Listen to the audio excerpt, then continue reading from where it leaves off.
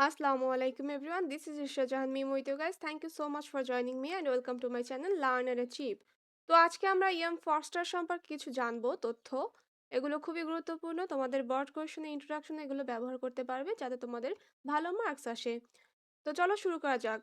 EM Forster তিনি 1879 সালে জন্মগ্রহণ করেন, 1970 সালে মৃত্যুবরণ করেন।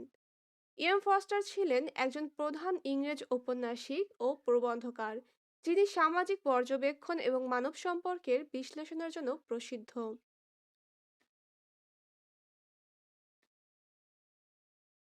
এই এতটুকু সম্পর্কে বলছি মাত্র। তার রচনায় প্রায়ই শ্রেণী, সামাজিক নিয়ম এবং ব্যক্তিগত আকাঙ্ক্ষা বনাম সামাজিক প্রত্যাশার সংঘাত সংঘাত দেখা যায়। ইএম ফস্টারের বিখ্যাত উপন্যাসগুলোর মধ্যে রয়েছে এ রিম এ রুম উইথ এ ভিউ 1908 সালে প্রকাশিত হয়, হাওয়ার্ডস এন্ড 1910 সালে প্রকাশিত হয় এবং এ প্যাসেজ টু ইন্ডিয়া 1924 সালে প্রকাশিত হয়। আমাদের অনার্স চতুর্থ বর্ষে এ প্যাসেজ টু ইন্ডিয়া রয়েছে, যেটি 1924 সালে প্রকাশিত হয়, যা তার সময়ের সামাজিক ও নৈতিক বিষয়গুলো তুলে ধরে।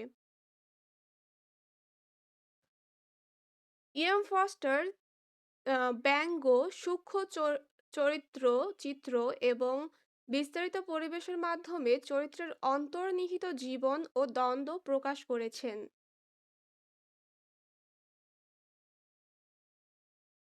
ইএম ফস্টারের রচনায় পুনরাবৃত্ত থিম হল মানবিক সংযোগের প্রয়োজন এবং সামাজিক ও সাংস্কৃতিক বিভাজনের উপরে বোঝাপড়া।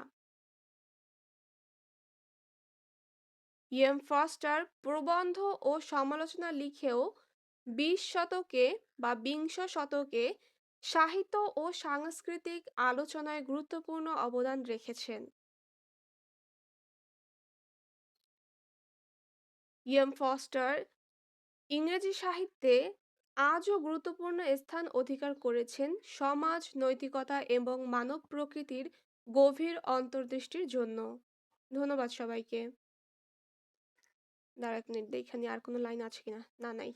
শেষ। এই 7টি লাইনই তোমরা পরীক্ষার সময় ব্যবহার করতে পারবে।